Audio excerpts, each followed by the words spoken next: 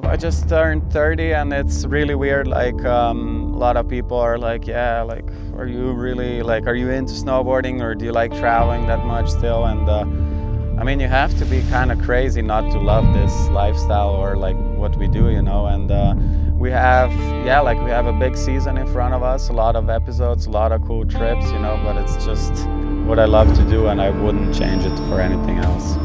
I've seen Grillo develop through the years, actually. I think he's so sick. I think his style is awesome. I think he's a sick rider. Always a pleasure being with Marko.